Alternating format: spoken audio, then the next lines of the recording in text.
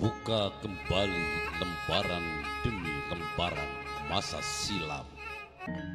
Di bumi Pakuan Pajajaran, ia dinobatkan sebagai penguasa seluruh Tatar Sunda dengan gelar Sri Paduka Maharaja Siliwangi.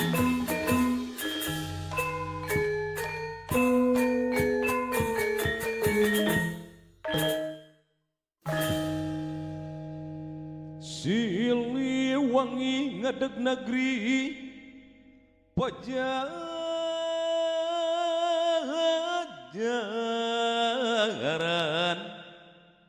ngaheuyeuh Tatar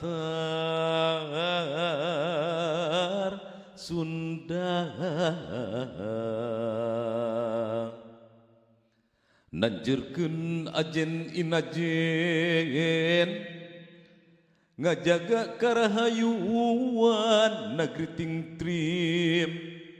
Silih asah, silih asih, silih asuh,